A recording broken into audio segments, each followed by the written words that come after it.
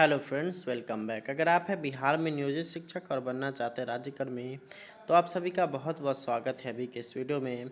अभी के इस वीडियो में हम लोग बात कर रहे हैं सक्षमता परीक्षा की, जो कि बेसिक ग्रेड 1 से 5 और स्नातक ग्रेड 6 to 8 दोनों ही प्रकार के टीचरों के लिए यहाँ पे विषय हिंदी व्याकरण पाठ है वर्ण एवं उसके प्रकार का ये जो सेट 2 है वो लेकर के आ चुका हूँ। इस वीडियो में हम लोग 41 से लेकर के 80 क्वेश्चन तक जो अभी है आपका क्वेश्चन नंबर 80 तक है उसको हम लोग देखने वाले हैं। और ये जो है सेट 2 वीडियो, इससे पहले मैंने व्याकरण का सेट 1 अपलोड कर रखा है जो कि वर्ण एवं उसके प्रकार से ही संबंधित है, और इसका एक और सेट आप लोग के बीच आने वाला है। तो वो सारा चीज़ आप लोग को अगर लेना है तो आप लोग सक्षमता परीक्षा यहाँ पे प्लेलिस्ट बना हुआ है, उस पर जाकर के आप लोग देख सकते हैं और वहाँ पे आप लोग आसानी से उस वीडियो को देख लीजिएगा। वहीं अगर हम लोग इस वीडियो की अगर बात करेगा तो इस वीडियो में हम लोग जिस पीडीएफ की चर्चा कर रहे हैं उस पीडीएफ को आप लोग लेना चाहते हैं, या फिर आपका जितना भी पीडीएफ छूट गया है वो सभी आप लोग लेना चाहते हैं, तो आप लोग इस नंबर को नोट करिए 97 094 72 735। इस नंबर पर आप लोग यहाँ पे व्हाट्सएप कर सकते हैं और पीडीएफ प्राप्त कर सकते हैं। और इस पीडीएफ को प्राप्त करने के बदले आप लोग को 399 रुपये पेमेंट करना होगा, और उसके बदले में मैं आपको जितना भी आपका पीडीएफ छूट गया है वो सारा प्रोवाइड करा दूंगा। और आप लोग का जो भी चीज़ें आप लोग का बचा आने वाले एग्जामिनेशन तक आप लोग को डेली 4 पीडीएफ डेली मिलता रहेगा। तो आप उम्मीद करते हैं कि आप लोग ज़रूर जुड़िएगा। तो चलिए हम लोग इसके क्वेश्चन आंसर की तरफ चलते हैं। तो ये वही पीडीएफ है, यहाँ पे आप लोग देख सकते हैं 97 094 72 735 यहाँ पे नंबर लिखा हुआ है। फीस 399 है। यहाँ पे हम लोगों ने इसका जो है 41 से लेकर के 40 नंबर तक क्वेश्चन देख रखा है। 41वें नंबर तक हम लोग चलेंगे। चलिए यहाँ से हम लोग 41वां नंबर सवाल से हम लोग देखना शुरू करते हैं। वर्ण विचार हिंदी व्याकरण एमसीक्यू। पहला यहाँ पे 41वां नंबर क्वेश्चन यहाँ पर है कि निम्नलिखित में से कौन सा मूल दीर्घ स्वर नहीं है। दीर्घ स्वर नहीं है। ऑप्शन नंबर ए है आ, बी है दीर्घ ई, आपका है आपका ऑप्शन नंबर सी है ओ, ऊ, और डी है आपका ओ। तो यहाँ पे ओ जो होता है वो दीर्घ नहीं है। अगर यहीं पे अगर औ लिखा हुआ रहता तो ये दीर्घ हो जाता। तो ऑप्शन नंबर डी इसका बिल्कुल सही हो जाएगा। 42वां नंबर हम लोग सवाल देखेंगे तो हिंदी में ध्वनियाँ कितनी प्रकार की होती हैं। तो ऑप्शन नंबर ए हो गया आपका 1, बी हो गया 2, सी हो गया 3 और डी हो गया 4। तो अगर हिंदी में बात करिएगा तो ध्वनि जो होता है वो 2 प्रकार के होते हैं, स्वर ध्वनि और व्यंजन ध्वनि। अगले यहाँ पर आता है कि मात्रा के आधार पर स्वर कितने प्रकार के होते हैं। तो ऑप्शन नंबर ए हो गया आपका 2 हो गया, बी हो गया आपका 3 हो गया, सी हो गया आपका 4 और डी हो गया आपका 5। तो यहाँ पे मात्रा के आधार पर 2 ही प्रकार के होते हैं, ह्रस्व और दीर्घ। तो यहाँ पे आपका ऑप्शन नंबर ए बिल्कुल यहाँ पे बिल्कुल राइट हो जाएगा। अगला है यहाँ पे जिह्वा के आधार पर स्वर कितने प्रकार के होते हैं। तो इसमें एक बढ़ जाता है, 3 हो जाएगा आपका। स्वर और व्यंजन के अलावा इसमें जो क्या होता है जिह्वा के आधार पर, सॉरी, ह्रस्व और दीर्घ के बाद यहाँ पे इसमें जो है तीसरा चीज़ यहाँ पे बढ़ जाता है। अगले यहाँ पर आता है कि एक से अधिक वर्णों के मेल को क्या कहते हैं। जब एक या एक से अधिक वर्ण आपस में मिलते हैं तो उससे शब्द का निर्माण हो जाता है, यानी कि ऑप्शन नंबर सी बिल्कुल राइट हो जाएगा। अगला यहाँ पर आता है कि 46वां नंबर है कि हर्षई, दीर्घई, चौ, छ, जौ, झ और यो आदि का उच्चारण किससे है। ऑप्शन नंबर ए हो गया आपका कंठ से, बी है मूर्धन्य से, सी हो गया आपका तालव्य से, और उसके बाद है डी है आपका ओष्ठ से। तो ये हो जाएगा आपका तालव्य से सारा इसका उच्चारण हो रहा है। अगला सवाल आता है कि जिनका उच्चारण स्वतंत्र से होता है और जो व्यंजन के उच्चारण में सहायक होते हैं उससे क्या कहते हैं। तो उसे कहा जाता है भाई स्वर कहा जाता है। स्वर का जो है उच्चारण स्वतंत्रता से होता है, और वहीं अगर बात करिएगा इसी के सहायता से व्यंजन वर्ण का जो है यहाँ पे उच्चारण हो पाता है। अगला यहाँ पर आता है कि निम्न में से दीर्घ स्वर नहीं है। इसमें खोजना है कि कौन दीर्घ नहीं है। तो यहाँ पे देखिएगा ये दीर्घ ई है, ये औ है, उसके बाद फिर आप लोग का ये है ए है ना। तो ये सभी तीनों का तीनों दीर्घ है, लेकिन ये हर्षई है तो ये आप लोग का नहीं होगा। ऑप्शन नंबर ए बिल्कुल इसका राइट होगा। अगला यहाँ पे आता है कि निम्न में से अंतस्य व्यंजन कौन सा है। ऑप्शन नंबर ए हो गया गौ, बी हो गया जौ, सी हो गया वो और डी हो गया तालव्य स। तो अंतस्य व्यंजन इसमें हो जाएगा वो, यानी कि ऑप्शन नंबर सी बिल्कुल इसका राइट हो जाएगा। अगले यहाँ पर आता है कि निम्न में से अल्प प्राण व्यंजन कौन सा है। जिसको हम लोग धीरे से मतलब जिसको खींच करके नहीं पढ़ते हैं। तो यहाँ पे अगर देखिएगा तो ख को हम लोग थोड़ा सा खींच के ग लेकिन हम लोग खींच करके नहीं पढ़ पाएंगे, तो ऑप्शन नंबर बी बिल्कुल इसका राइट हो जाएगा। घ को खींच सकते हैं, ठ को खींच सकते हैं, लेकिन यहाँ पे ग नहीं खिंचाएगा, तो ऑप्शन नंबर बी बिल्कुल इसका राइट हो जाएगा। अगला यहाँ पर आता है कि निम्न में से घोष वर्ण कौन से हैं। तो घोष वर्ण की अगर बात करेगा तो इसमें आपका जो है वो आपका घोष वर्ण होगा। ये इसको जो है अलग वर्ण के रूप में जाना जाता है।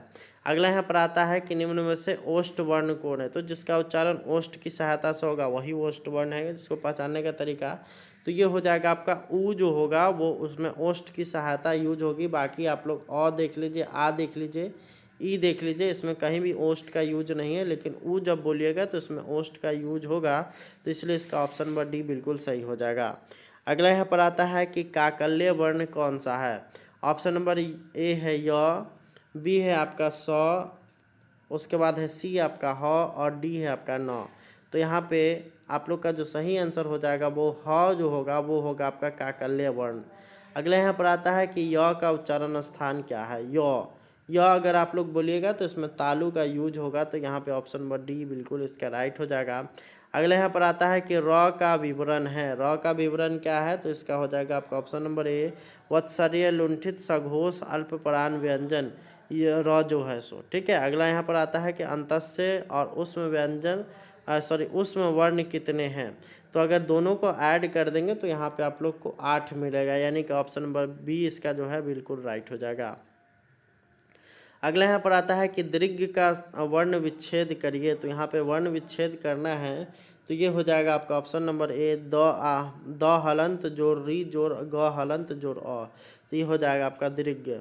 अगला हम लोग देखेंगे तो सघोष वर्ण कौन सा है। ऑप्शन नंबर ए हो गया प, बी हो गया थ, सी हो गया आपका ब और डी हो गया आपका तालव्य स। तो यहाँ पे हो जाएगा आपका ऑप्शन नंबर सी, यानी कि ब जो है वो आपका सघोष वर्ण है। अगला यहाँ पर आता है कि उसमें व्यंजन कौन सा है। तो जिसमें से हम लोग अगर पढ़ें और उसमें से उष्मा का यहाँ पे बाहर निकले तो उसको हम लोग उसमें व्यंजन बोलते हैं। जैसे यहाँ पे ह हो गया, ह की अगर बात करिएगा तो यहाँ पे इसको बोलते समय कुछ उष्मा हम लोग के मुंह से बाहर निकलती है, तो इसलिए इसका ऑप्शन नंबर ए जो होगा वो उसमें व्यंजन हो जाएगा। अगला यहाँ पर आता है कि उद्यान का शुद्ध वर्ण विच्छेद क्या होगा।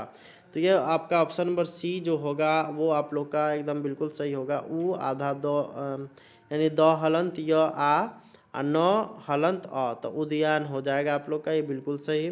अगले यहाँ पर आता है कि निम्नलिखित में से कौन ट वर्ग में नहीं है। तो यहाँ पे आप लोग देखिएगा ध यहाँ पर आ रहा है, ये आपका त वर्ग का है, ट वर्ग का नहीं। तो इसलिए इसका ऑप्शन नंबर सी बिल्कुल राइट हो जाएगा। अगला यहाँ पर आता है कि हिंदी भाषा में कुल वर्ण लिपियाँ कितनी है। तो यहाँ पे कुल वर्ण लिपियाँ जो होती हैं यहाँ पे पढ़ने के आधार पर 52, अगर लेखनी के आधार पर अगर बात करिएगा तो 56। अगला यहाँ पर आता है कि जिनकी ध्वनि केवल मुख से निकलती है वो क्या है। वो होते हैं आपका, इसका जो सही आंसर हो जाएगा वो होगा आपका ऑप्शन नंबर डी, यानी कि निर्नुनासिक स्वर। अगला यहाँ पर आता है कि अर्धविवृत स्वर कौन सा है। तो यहाँ पे आय जो है वो अर्धविवृत स्वर है। अगला यहाँ पर हम लोग देखेंगे तो यहाँ पर है कि सभी स्पर्श व्यंजन कौन से वर्ण में आते हैं। तो यहाँ पे आपका जो ये हो जाएगा क, च, प और द, ये वर्ण जो है उसमें ये आते हैं, यानी कि ऑप्शन नंबर सी हो जाएगा बिल्कुल राइट।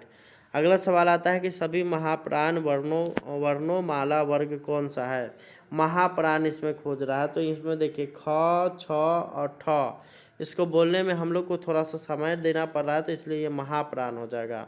अगला यहाँ पर आता है कि जब एक ही ध्वनि का द्वैत हो जाए तब वह क्या कहलाता है। जब एक ही ध्वनि का द्वैत बार हो उसका यूज हो जाए तो उसको हम लोग युग्मक ध्वनि बोलते हैं, यानी कि ऑप्शन नंबर बी बिल्कुल इसका राइट हो जाएगा। अगला यहाँ पर आता है कि वह किस प्रकार का व्यंजन है। तो इसको हम लोग बोलते हैं आपका जो होगा ये अंतस्य व्यंजन में आ जाएगा। अगला यहाँ पर आता है कि लिखित भाषा में मूल ध्वनि के लिए जो चिन्ह मान लिए गए हैं तथा जिस रूप में ये लिखे जाते हैं उसे क्या कहते हैं। तो उसे आप लोग लिपि कहते हैं। लिपि के आधार पर ही हम लोग सारा कुछ लिखते पढ़ते हैं। अगला यहाँ पर आता है कि प, फ, ब, भ, म व्यंजन कहाँ, कौन सा व्यंजन इसका यहाँ पे कहाँ से इसका जो है उपयोग होता है। तो ये ओष्ठ व्यंजन हो जाएगा, यानी कि ऑप्शन बी बिल्कुल इसका राइट हो गया। 71वां नंबर सवाल है कि दो व्यंजन जब एक साथ मिलते हैं जो कहलाते हैं, जब दो व्यंजन एक साथ मिल करके क्या कहलाएंगे, तो वो संयुक्त व्यंजन कहलाएंगे, यानी कि ऑप्शन नंबर ए बिल्कुल इसका सही हो जाएगा। अगला यहाँ पर आता है कि वर्ण तालिका के अनुसार ह्रस्व, दीर्घ और प्लूत क्या हैं, तो ये तीनों मिलाकर के अगर बात करेगा तो ये स्वर का जो है स्वर वर्ण का उदाहरण है, यानी कि ऑप्शन नंबर ए बिल्कुल इसका राइट हो जाएगा। अगला यहाँ पर आता है कि स्पर्श व्यंजन कंठ्य ध्वनि, अघोष और महाप्राण ध्वनि है, कौन सा है भाई, तो ये ख जो है वो आप लोग का ये पूरा का पूरा चीज़ें स्पर्श व्यंजन भी है, कंठ्य ध्वनि भी है, अघोष और महाप्राण ध्वनि भी है, ये ख जो है। अगला यहाँ पर है दंतोष्ठ ध्वनि कौन सी है, तो दंतोष्ठ ध्वनि जो यहाँ पे दंत से जिसका उच्चारण हो तो ये होगा आपका ऑप्शन नंबर ए, यानी कि वह हो जाएगा बिल्कुल सही। 75वां नंबर हम लोग देखेंगे तो हिंदी वर्णमाला में ऊष्म व्यंजन कौन सा है, तो ये आपका तालव्य स हो गया, मूर्धन्य स हो गया, दंत स हो गया और ह हो गया। इन सभी में ऊष्मा का जो है यहाँ आपके मुंह से बाहर आता हुआ दिखाई देगा, तो इसलिए इसको हम लोग ऊष्म व्यंजन बोलते हैं। अगले यहाँ पर आता है कि हिंदी के जिन वर्णों का उच्चारण करते समय केवल श्वास का प्रयोग किया जाए उन वर्णों को क्या कहते हैं, उन वर्णों को हम लोग अघोष वर्ण बोलते हैं, यानी कि ऑप्शन नंबर ए बिल्कुल सही हो जाएगा। अगला यहाँ पर आता है कि य र ल व व्यंजनों को क्या कहते हैं, तो य र ल व जो व्यंजन है उसको हम लोग बोलते हैं अंतस्य व्यंजन, यानी कि ऑप्शन नंबर बी बिल्कुल इसका राइट हो जाएगा। अगला यहाँ पर आता है कि निम्नलिखित में से पार्श्विक ध्वनि कौन सी है, तो पार्श्विक ध्वनि वाला जो है वो है आप लोग का ल। आगे हम लोग देखेंगे अगला सवाल हम लोग का 79, वो आप लोग का बोलता है कि निम्नलिखित में से कौन सा अंतस्य व्यंजन है, तो अंतस्य व्यंजन जो बोल रहा है वो होगा आपका लॉ, यानी कि ऑप्शन नंबर ए बिल्कुल सही। लास्ट क्वेश्चन हम लोग इस वीडियो का देख रहे हैं, वो बोलता है कि निम्नलिखित में से कौन सा स्वर कंठ तालव्य है, तो ये आप लोग का जो हो जाएगा ए हो जाएगा, तो ये आपका कंठ और तालव्य दोनों हैं।